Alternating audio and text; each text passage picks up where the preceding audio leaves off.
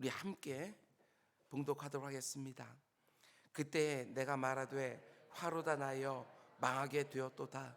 나는 입술이 부정한 사람이요 나는 입술이 부정한 백성 중에 거주하면서 만군의 여호와이신 왕을 배웠음이로다 하였더라. 아멘. 아멘. 우리 잠시 기도하겠습니다. 사랑해 주님 감사합니다. 오늘 하나님께서 우리에게 허락해 주신 이 새날, 오늘 하루 내 입에서 감사와 찬양이 가득 쏟아지는 날날 될 수 있도록 인도하여 주시옵소서. 불평과 원망, 비판과 정죄는 다 죄하여 주시고 지금 내가 처한 모든 상황을 감사함으로 받아내는 믿음을 허락하여 주시옵소서. 하나님께서 내 삶 가운데 속에 기가 막힌 계획을 세우시고 지금도 실수 없이 내 삶을 이끌어가고 계신 줄 믿고 모든 것 가운데 속에 하나님을 인정하며 살아가는 우리 모두가 될 수 있도록 인도하여 주시옵소서. 오늘도 우리들에게 말씀을 주시오니 그 말씀 나에게 주시는 말씀으로 받게 하여 주시고 오늘 이 말씀 붙들고 이 말씀이 응하는 한날 될 수 있도록 인도하여 주시옵소서. 이 모든 말씀 예수님의 이름으로 기도드렸습니다. 아멘. 아멘. 여러분 잘 오셨습니다. 오늘 좋은 날이 좀 있습니다. 아멘. 올해 새벽 기도자 평균 50명 될 줄로 믿습니다. 아멘. 우리 이사야서 강의 오늘은 18번째 시간입니다. 오늘 말씀의 제목은 부정한 내 입술을 주님의 숯불로 정케 해 주십시오. 이런 제목으로 말씀 전하도록 하겠습니다. 오늘 말씀의 제목은 굉장히 실제적이지요. 오늘 당장 이 말씀 붙들고 싸움을 하셔야 되는 그런 제목입니다. 하나님, 부정한 내 입술을 주님의 숯불로 정하게 해 주십시오. 우리는 어제 새벽부터 6장 말씀을 함께 묵상하고 있는데 이사야 선지자가 하나님의 일꾼으로 부름받는 소명을 받는 장입니다. 우시아 왕이 죽은 해에 이사야가 성전에 가득한 하나님의 영광을 경험하게 되어지는데 그 자리에서 이사야는 자신의 죄된 실체를 절절하게 깨닫게 되었습니다. 하나님의 그 완전하신 거룩과 영광을 맞닥뜨리자마자 내가 얼마나 악하고 부정한 사람인지를 깨닫는 것이지요. 그래서 쏟아냅니다. 화로다 나여 내가 망하게 되었도다. 여러분, 하나님 앞에서 자신의 죄된 실체를 제대로 깨닫지 못하면 하나님이 원하시는 선한 일꾼이 될 수가 없습니다. 왜 그렇습니까? 내가 얼마나 절망스러운 죄인인지를 모르면 그런 나를 자신의 일꾼으로 부르시는 은혜를 제대로 알 수가 없기 때문에 그렇습니다.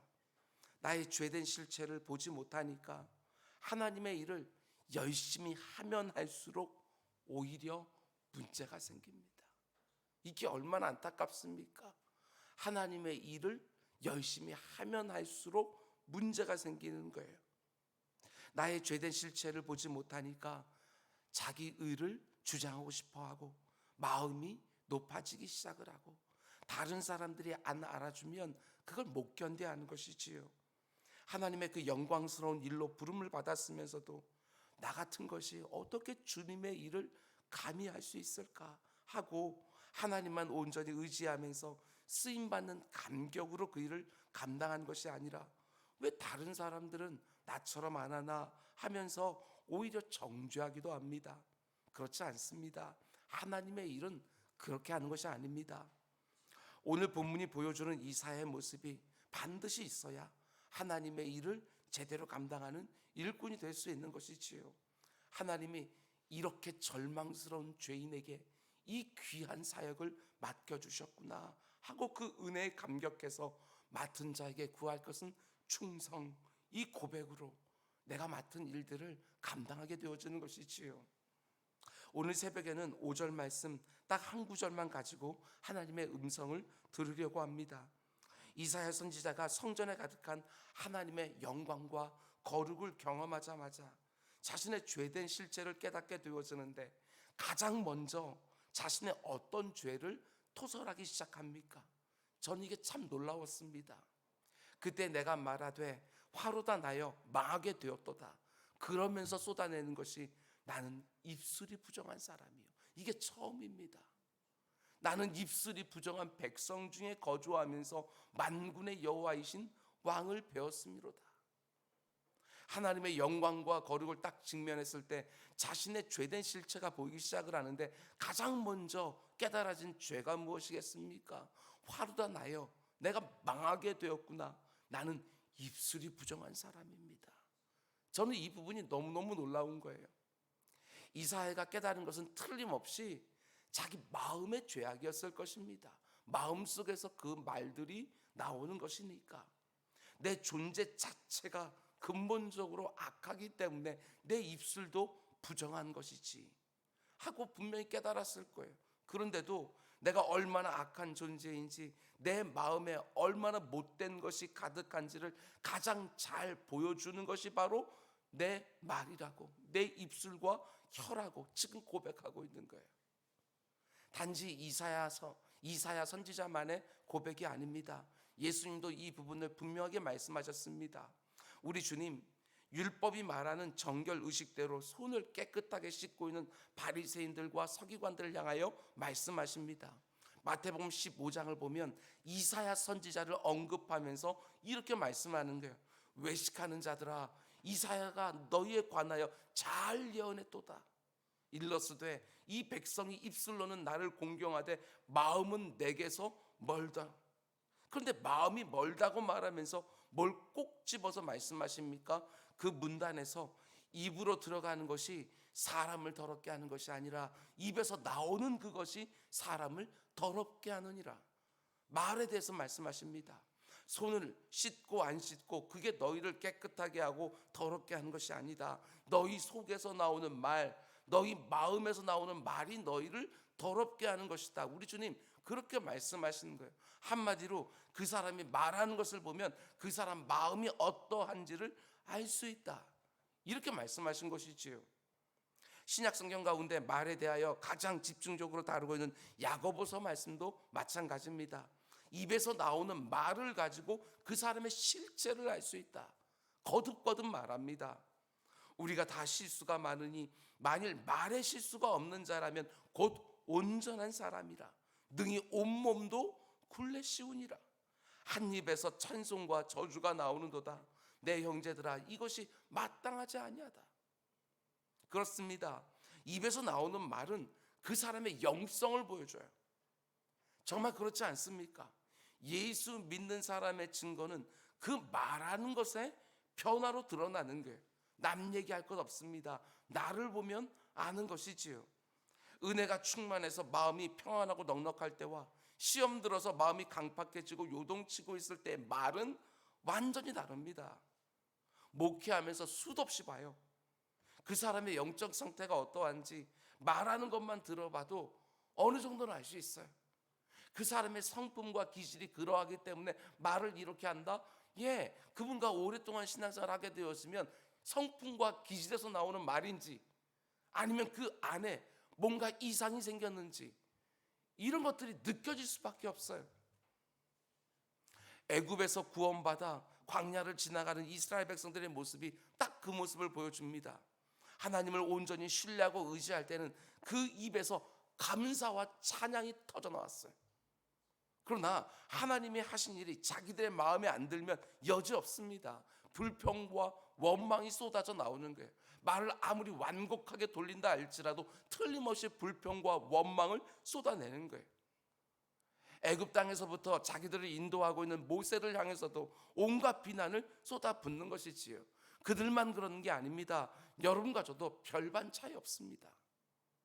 그런 면에서 볼 때 사람의 중심을 알 수 없다고, 우리 인생들은 외모만 본다고 말을 하지만 어느 정도 가늠은 알 수 있습니다. 그 사람의 말을 보면 그 중심이 가늠이 되어져요. 오늘 우리가 살아가는 이 시대의 영성이 얼마나 형편없어지고 있는지 그것도 마찬가지 아닙니까? 익명성만 딱 보장되면 말이 얼마나 독한지 모릅니다.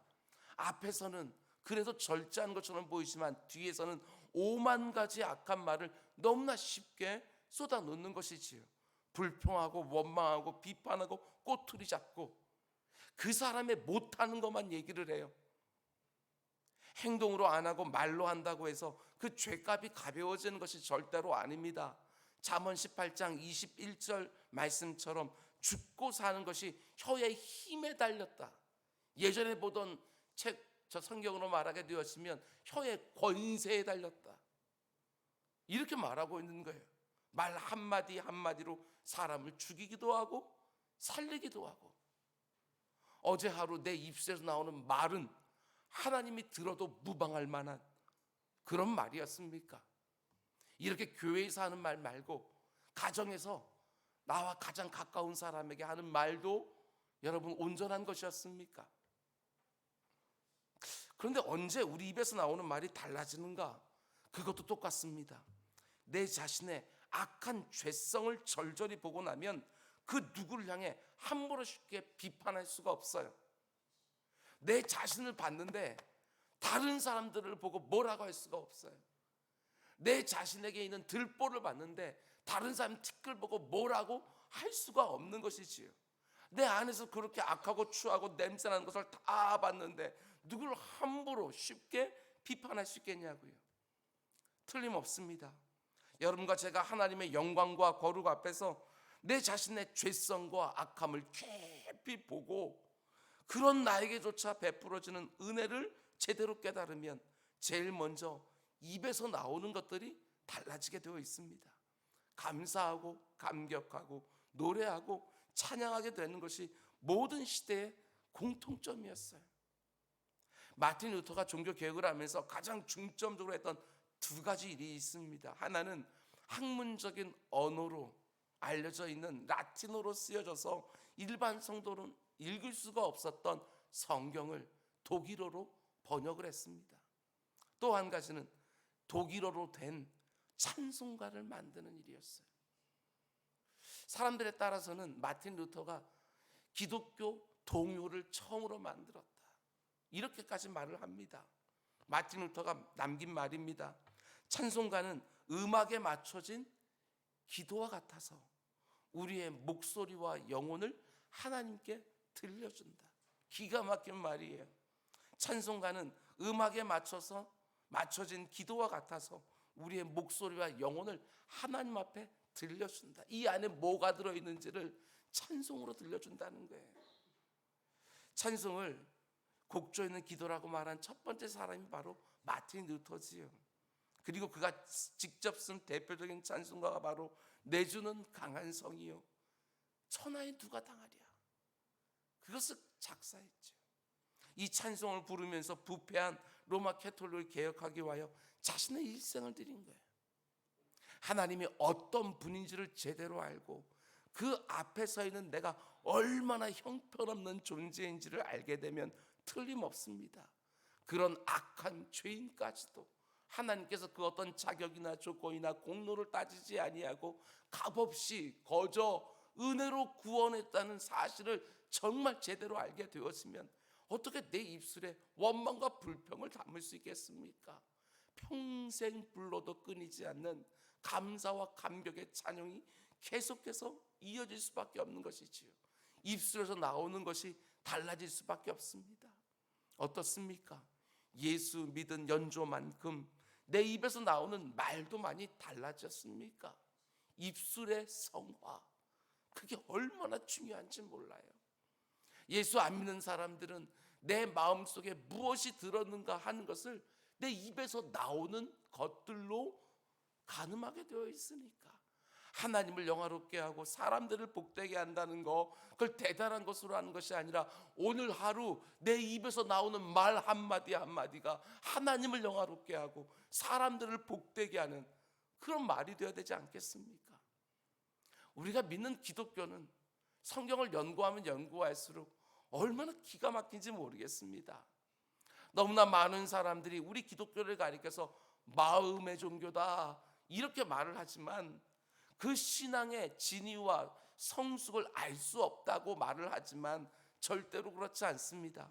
참된 신앙이 만들어내는 외적인 증거들이 너무너무 많아요. 그 중에 대표적인 것이 바로 마음속에 들어있는 것을 그대로 보여주는 말이라는 것입니다. 말. 이사야 선지자가 틀림없이 자신의 마음이 얼마나 부패했는지를 절절히 하나님 앞에서 본 것이지만, 자기 마음의 부패를 보고 나서 가장 먼저 회개의 제목으로 삼고 있는 것이 바로 입, 혀, 말이었다는 것. 나는 입술이 부정한 자니이다. 나만 입술이 부정하다고 말하는 것이 아니라 우리가 이때까지 보지 않았습니까? 이스라엘 백성들의 그 무수한 죄. 근데 그것을 대표하는 것도 나는 입술이 부정한 백성 중에 거주하면서 만군의 여호와이신 왕을 배웠습니다. 이스라엘 백성들의 그 모든 죄도 대표하는 것이 말이라고 말하고 있는 거예요. 내일 새벽에 더 자세히 보겠지만, 이사야가 내 입이 부정하다고 탄식하기 시작하니까 하나님이 어떻게 해주시죠? 곧바로 이어지는 6절과 7절 말씀 보면, 그때에 그 스랍 중에 하나가 부젓가락으로 제단에서 집은 바 핀 숯을 손에 가지고 내게로 날라와서 그것을 내 입에 대며 이르되, 보라, 이것이 네 입에 닿았으니 네 악이 제하여졌고 네 죄가 사하여졌느니라. 이 마음 심령에다가 핀 숯불을 갖다 대는 게 아니에요. 가장 대표적인. 그래서 이사야가 그렇게 아파했던 입에다가 숯불을 갖다 대면서 네가 정하게 되었다, 이렇게 말하고 있는 거예요.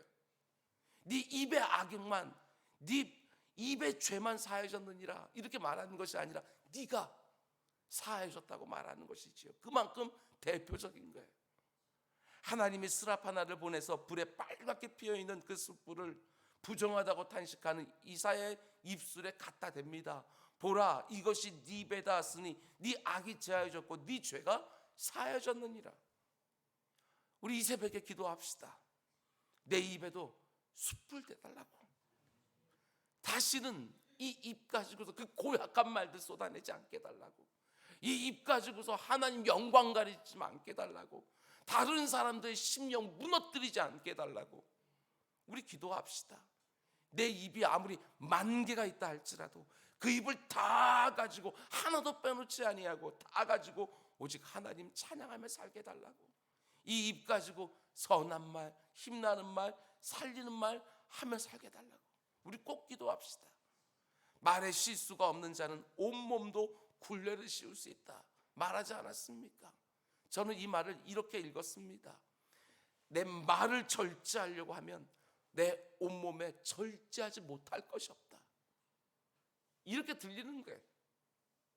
내 입에서 나오는 모든 말이 하나님 영화롭게 하고 사람들 복되게 하는 말이 되게 달라고 간절히 간구하는 새벽이 될 수 있기를, 그리고 오늘 하루 정말 그런 입으로 사용하는 우리 모두가 다 될 수 있기를 주님으로 축원을 드립니다. 그런가 하면 또 한 가지, 여러분, 오늘 우리가 본문에서 놓치지 말아야 될 것은 이 본문이 이사야가 일꾼으로 소명을 받을 때 일어난 사건이라는 것입니다. 하나님이 어떤 사람을 자신의 일꾼으로 부르시는가? 하나님은 절대로 이 세상처럼 그 사람의 재능을 보고 일꾼으로 부르지 않습니다. 그 사람이 얼마나 충성스러운가, 딱 그거 보시는 것이지요. 그런데 그 충성은 어떻게 생깁니까? 똑같습니다. 내가 얼마나 악한 죄인인지, 내가 얼마나 하나님의 일을 감당하기 부족한지 그걸 제대로 본 사람이 하나님이 나에게 맡기신 일에 충성하게 되어지는 것이지요. 나같이 무자격하고 부적절한 사람에게 그 귀한 일을 맡기셨다는 것을 아는 사람이 그 은혜 때문에 충성하게 되어지는 거예요. 우리가 올해 교회를 섬길 일꾼들을 선출하려고 하는데 내가 충분히 그 직분을 감당할 수 있는 것처럼 생각하는 사람 절대로 세우면 안 되는 거예요. 내가 어떤 사람인지 조금도 모르는 것이고 내가 감당해야 되는 일이 얼마나 귀한 일인지도 조금도 모르는 거예요. 10중 8구 사단이 날 수밖에 없습니다. 내 힘과 내 의지와 내 재능 가지고 일하게 되었으면 반드시 문제가 생기게 되어지는 거예요. 베드로 사도가 말했던 것처럼 오직 하나님이 공급해 주시는 것으로 그것을 받아서 감사함으로 그것들을 사용하는 것이지 내 것 가지고 하는 것이 아니에요. 내 것 가지고 하면 내 공로가 생기게 되어져요. 하나님 것 받아가지고 일을 하게 되었으면 하나님께 감격과 감사의 찬양이 쏟아지게 되거든요. 자신의 악함과 약함과 부족함을 하나님 앞에서 절절히 보고 나서 나 같은 것이 하나님 어떻게 이 일을 감당할 수 있겠습니까? 하나님도 아시고 저도 아는데 이렇게 부족하고 무자격한 자를 하나님 쓰시겠습니까? 그래도 하나님이 쓰시겠다면 마음껏 써주십시오. 제가 하나님께 드릴 수 있는 것은 충성밖에 없습니다. 이런 사람에게 직분을 맡겨야 그래도 하나님만 딱 의지하면서 그 직분을 감당할 수 있는 거예요. 내가 부족하다는 걸 아는 사람, 그래서 하나님께 더욱 의지하는 사람, 이런 사람이 일꾼의 자격에 1번이 되어지는 거예요. 우리가 잘 아는 야곱의 경우를 좀 보십시오. 야곱이 처음으로 하나님을 인격적으로 만난 것은 창세기 28장이에요. 아버지를 속이고 자기 형 에서의 축복 기도까지 가로챈 다음에 형이 자기를 죽일까 봐 두려워서 도망칩니다. 그리고 베델이라는 곳에 이르러 잠들었을 때 야곱도 이사야처럼 환상을 봐요. 그 유명한 환상, 하늘과 땅을 잇대고 있는 사닥다리, 그리고 그 사닥다리 위를 오르내리고 있는 천사들의 모습. 어떤 면에서 이 베델이라는 곳은요, 야곱의 첫사랑과 같은 곳이다. 그러나 야곱은 여전히 그 환상을 보고 나서도 하나님을 이용하려고 합니다. 하나님만 의지하면서 충성스럽게 섬긴다는 거 아직까지 조금도 몰라요. 나를 평안히 아버지 집으로 돌아오게 해주시면 내가 모든 소득의 10분의 1을 드리겠나이다. 내가 이곳 베델에 제단을 쌓고 하나님을 예배하겠습니다. 하나님을 끝없이 자신의 복을 위하여 이용하려고 하는 야곱의 얄팍한 모습을 보게 되었습니다. 그런 야곱이요, 창세기 32장에서 하나님을 다시 한번 생생하게 경험하게 돼요. 이번에는 제대로 야복강가에서 밤이 새도록 하나님의 천사와 씨름을 하면서 자신의 실체를 제대로 봅니다. 자신의 재능과 의지와 지혜를 가지고 하나님마저도 이겨보려고 하지만 어떻게 됐지요? 하나님이 딱 손을 대시니까 자기 힘의 원천이라고 말하는 그 환도뼈가 부러져 버리는 거예요. 그렇게 자신만만한 야곱이 자신의 실체를 그 순간 보게 되었습니다. 아, 내가 아무것도 아니구나. 이렇게 연약한 내가 그동안 내 힘만 의지에 살았구나. 바보같이. 그걸 깨닫게 되어져요. 그러면서 다리를 절면서 지금까지와는 전혀 다른 아침을 맞이하게 되어집니다. 더 이상 하나님을 이용하려고 하지 않습니다. 하나님을 온전히 의지하기 시작하는 거예요. 그런데 야곱이 하나님만 온전히 의지하고 자신의 모든 것을 맡기기 시작하니까 어떻게 되어집니까? 지금까지는 형 에서의 보복을 두려워하면서 가족들을 다 앞세우고 자기는 맨 뒤에 숨었거든요. 그런데 이제는 가족들은 다 뒤에 두고 맨 앞에 서서 자기 형을 만나는 거예요. 자기를 죽이려고 400명의 군대를 끌고 온 형을 딱 만나자마자 어떻게 합니까? 무엇보다도 야곱의 말이 바뀌었어요. 말. 형을 보자마자 내가 형님의 얼굴을 배운 즉 하나님의 얼굴을 본 것과 싸우며. 제가 성경을 보는 눈이 미천할 때에는요, 이렇게 생각했어요. 야곱이 형이 듣기 좋은 말을 하는구나. 또 머리를 쓰는구나. 그런데 어느 순간부터 이 야곱의 말이요, 다르게 들립니다. 베델에서도 하나님을 만났지만 그것은 피상적인 만남이었고 야복강가에서 정말 제대로 만났어요. 하나님을 제대로 만나니까 형 에서가 더 이상 나를 죽이려는 대적, 원수로만 보이지 아니하고 주님처럼 보이는 거예요. 주님처럼 대하는 것이지요. 이게 바로 하나님을 제대로 만난 사람의 모습이에요. 우리가 잘 아는 골로새 3장의 말씀처럼 무슨 일을 하든지 마음을 다하여 주께 하듯 하고 사람에게 하듯 하지 마라. 이는 기업의 상을 주께 받을 줄 아나니 너희는 주 그리스도를 섬기느니라. 이런 말이지요. 주 그리스도를 섬기는 사람들은 무슨 일을 하든지 주님의 일을 하는 것처럼 해야 되는 것이고 누구를 만나듯이 주님을 대하는 것처럼 해야 된다. 여러분과 저는 잘 들으십시오. 어떤 일을 그냥 열심히 성실하게만 하면 되는 사람이 절대로 아닙니다. 주님의 일을 하듯이 충성스럽게. 사람들을 만날 때 그저 예의만 바르게 친절하게 하면 되는 사람도 아닙니다. 주님을 대하듯이 신실하게 마음까지 다 담아서. 직장생활, 교회생활도 주님이 나를 보내신 곳에서 나에게 맡기신 일을 하는 것처럼 충성스럽게 하고, 누구를 만나든지 주님께 하는 것처럼 신실하게 관계하는 거예요. 그러면 틀림없습니다. 내가 하는 모든 것들이 다 그분을 섬기는 예배가 되어지는 거예요. 모든 일을 주님 일을 하듯이, 모든 사람을 주님 대하듯이, 당연하지요. 모든 일들이 다 예배가 되어지는 거예요. 그분께 영광을 돌리는. 예배 자리에 나올 때마다 간절한 사모함을 가지고 기도하시기 바랍니다.